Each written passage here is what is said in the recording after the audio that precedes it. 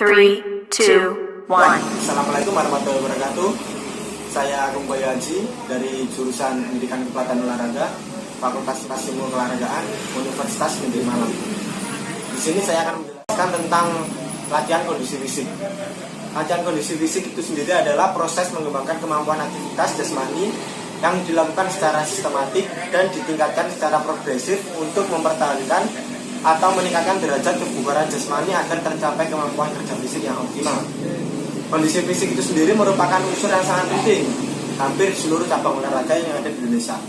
Oleh karena itu, latihan kondisi fisik perlu mendapat perhatian yang sangat serius yang harus direncanakan secara matang sehingga tingkat kesegaran jasmani dan kemampuan fungsional para atlet menjadi lebih baik. Apabila kondisi fisik ini baik, maka yang terjadi adalah yang satu, akan ada peningkatan dalam kemampuan sistem sirkulasi dan kerja jantung. Yang kedua, terjadi peningkatan dalam kekuatan, kelentukan, stamina, kecepatan, dan komponen kondisi fisik lainnya. Kemudian yang ketiga, akan meningkatkan efektivitas dan efisiensi gerak ke arah yang lebih baik. Keempat, waktu pemulihan lebih cepat. Dan yang terakhir, respon bergerak lebih cepat apabila dibutuhkan. Oke, lanjut. Yang pertama yang ingin kita bahas selanjutnya adalah kekuatan atau yang disebut strength. Kekuatan adalah kemampuan otot untuk melakukan kontraksi guna membangkitkan tegangan terhadap suatu tahanan. Latihan yang sesuai untuk mengembangkan kekuatan ialah melalui bentuk latihan tahanan atau resistance exercise. Kontraksi otot yang terjadi pada saat melakukan tahanan atau latihan kekuatan terbagi dalam 3 kategori, yaitu yang pertama kontraksi isometrik, kedua kontraksi isotonik, dan yang ketiga kontraksi isokinetik. Kita bahas yang pertama dulu, yaitu kontraksi isometrik atau yang disebut kontraksi statik, yaitu kontraksi sekelompok otot untuk mengangkat atau mendorong beban yang tidak bergerak dengan tanpa gerakan anggota tubuh, dan panjang otot tidak berubah, seperti mengangkat atau mendorong atau menarik suatu benda yang tidak dapat digerakkan, misalnya tembok atau pohon. Oke, lanjut. Yang kedua, kontraksi isotonik atau yang bisa disebut kontraksi dinamik, yaitu kontraksi sekelompok otot yang bergerak dengan cara memanjang dan memendek, atau memendek jika tensi dikembangkan. Latihan kontraksi otot ini sendiri dapat dilakukan melalui latihan beban dalam, yaitu beban itu sendiri maupun beban luar, seperti mengangkat barbel atau dumbbell menggunakan jenis alat atau mesin latihan kekuatan atau jenis lainnya. Kemudian yang terakhir, yaitu kontraksi isokinetik, yaitu otot mendapatkan tahanan yang sama melalui seluruh ruang gerak sehingga otot bekerja secara maksimal pada setiap sudut ruang gerak persendiannya. Alat pelatihannya melalui mesin latihan yang diciptakan khusus seperti Zybeck Isokinetic Exerciser. Alat-alat itu memungkinkan otot berkontraksi secara cepat dan konstan melalui seluruh ruang geraknya, karena mesin memiliki mekanisme untuk mengontrol kecepatan. Program ini termasuk dalam baru, oleh sebab itu belum banyak penelitian yang dilakukan. Oke, lanjut. Yang kedua, yaitu latihan daya tahan atau endurance. Latihan daya tahan sendiri adalah kemampuan seseorang untuk melakukan kerja dalam waktu yang relatif lama dalam waktu yang singkat-singkatnya. Daya tahan sendiri itu dibagi menjadi 2. Yang pertama, daya tahan otot atau muscle endurance, yang berarti daya tahan otot sangat ditentukan oleh dan berhubungan erat dengan kekuatan otot. Oleh karenanya, metode untuk mengembangkan daya tahan otot ini sangat mirip dengan yang digunakan untuk meningkatkan kekuatan.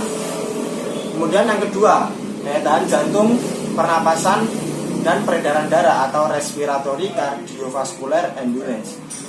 Peningkatan daya tahan jantung, pernapasan, peredaran darah terutama dapat dicapai melalui peningkatan tenaga aerobik maksimal atau VO2 max dan ambang aerobik. Oke, lanjut. Terdapat beberapa cara untuk meningkatkan daya tahan secara umum, yaitu yang pertama, mempertinggi intensitas latihan daya tahan itu sendiri. Kemudian yang kedua, memperjauh jarak lari atau renang. Kemudian yang ketiga, mempertinggi tempo atau latihan kecepatan. Kemudian yang terakhir, keempat, memperkuat otot-otot untuk bekerja dalam jangka waktu yang lama. Dalam ketiga tersebut terdapat fartlek. Fartlek sendiri merupakan salah satu bentuk latihan yang sangat baik untuk mengembangkan daya tahan hampir pada semua cabang olahraga. terutama cabang olahraga yang memerlukan daya tahan seperti angkat besi, angkat berat. Kemudian ada interval training. Interval training itu sendiri adalah latihan atau sistem latihan yang diselingi dengan istirahat. Jadi dalam pelaksanaan latihan, istirahat, latihan, kemudian dilanjut latihan lagi, kemudian istirahat lagi, dan seterusnya. Oke, lanjut.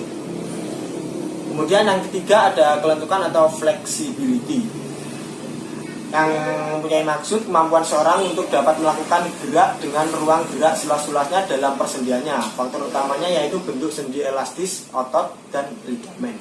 Ciri-ciri kelentukan sendiri adalah yang pertama meregangkan persendian, kemudian yang kedua mengelurus kelompok otot. Kelentukan ini sangat diperlukan oleh setiap atlet agar mempermudah mempelajari berbagai gerak pada setiap cabang olahraganya. Kemudian yang keempat ada keseimbangan atau balance. Keseimbangan adalah kemampuan seseorang untuk mempertahankan posisi tubuh baik dalam kondisi statik maupun dinamik. Dalam keseimbangan ini yang perlu diperhatikan adalah waktu refleks atau reaksi dan kecepatan bergerak. Dan biasanya latihan keseimbangan dilakukan bersama dengan latihan kelincahan dan kecepatan bahkan kelentukan. Ada dua macam keseimbangan. Yang pertama ada keseimbangan statis, yaitu dengan mempertahankan sikap pada posisi diam di tempat. Kemudian yang kedua ada keseimbangan dinamis, yaitu kemampuan seorang untuk mempertahankan posisinya pada waktu yang saat bergerak. Oke, lanjut. Yang kelima sekarang, yaitu ada kecepatan atau speed. Kecepatan adalah kapasitas gerak dari anggota tubuh atau bagian dari sistem pengungkit tubuh atau kecepatan pergerakan dari seluruh tubuh yang dilaksanakan dalam waktu yang singkat. Terdapat dua macam tipe kecepatan itu sendiri. Yang pertama kecepatan reaksi, yang berarti kapasitas awal bergerak tubuh untuk menerima rangsangan secara tiba-tiba atau cepat. Kemudian yang kedua ada kecepatan gerak, adalah kecepatan berkontraksi dari beberapa otot untuk menggerakkan anggota tubuh secara cepat. Oke, lanjut. Kemudian yang keenam ada kelincahan. Kelincahan adalah kemampuan seseorang untuk dapat mengubah arah gerak cepat dan tepat dalam waktu bergerak tanpa kehilangan keseimbangan. Kelincahan ini berkaitan erat dengan kecepatan dan kelentukan. Bentuk latihan kelincahan dapat dilakukan dalam bentuk lari bolak-balik, misalnya shuttle run, lari kilat atau zigzag, jongkok, berdiri, atau squat, dan sejenis lainnya. Oke, kemudian yang ketujuh yaitu ada power atau yang disebut fast strength. Power adalah kemampuan otot untuk menggerakkan kekuatan maksimal dalam waktu yang sangat cepat. Power sendiri untuk cabang-cabang olahraga yang memerlukan eksplosif seperti lari, sprint, atau nomor-nomor lempar dalam atletik atau cabang-cabang olahraga lainnya. Oke, lanjut. Kemudian yang ke-8 ada stamina. Stamina adalah komponen fisik yang ditingkatkannya lebih tinggi dari daya tahan. Beberapa penelitian menunjukkan bahwa atlet yang memiliki stamina yang tinggi akan mampu bekerja lebih lama sebelum mencapai petang oksigennya. Dan dia juga mampu untuk pemulihan kembali secara cepat keadaan semula. Ada beberapa cara yang untuk meningkatkan daya tahan menjadi stamina, antara lain yang pertama mempertinggi intensitas latihan daya tahan seperti latihan interval dengan intensitas yang lebih tinggi. Kemudian yang kedua, memperjauh jarak lari atau renang dengan tetap memperhatikan tempo yang tinggi. Kemudian yang ketiga, mempertinggi tempo. Yang terakhir, 4, memperkuat otot-otot yang dibutuhkan untuk kerja tersebut. Oke. Kemudian yang 9, yaitu ada koordinasi. Koordinasi adalah suatu kemampuan biomotorik yang sangat kompleks.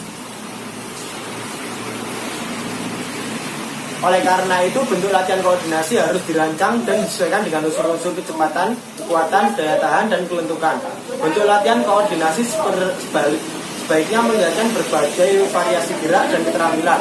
Seperti atlet bulu tangkis, sebaiknya jangan hanya latihan dengan keterampilan yang terdapat dalam aktivitas bulu tangkis saja, namun berikan latihan-latihan gerakan dan keterampilan yang terkandung dalam cabang-cabang olahraga lainnya, seperti bola voli, bola basket, atau olahraga lainnya. Lanjut. Dalam koordinasi ada latihan-latihan yang dianjurkan, yaitu yang pertama latihan-latihan dengan perubahan kecepatan dan irama. Yang kedua, kombinasi berbagai latihan senam. Yang ketiga, kombinasi berbagai permainan lainnya. Kemudian yang keempat, latihan-latihan untuk mengembangkan reaksi. Kemudian selanjutnya ada latihan sirkuit atau sirkuit training. Untuk dapat melatih atau berlatih secara efisien adalah melalui latihan sirkuit. Karena dapat latihan sirkuit ini akan tercakup unsur-unsur yang terlatih seperti kekuatan otot, ketahanan otot, kelenturan, kelincahan, keseimbangan, dan ketahanan jantung, paru-paru. Sehingga tidak membosankan. Dalam satu sirkuit biasanya ada 6 sampai 5 pos.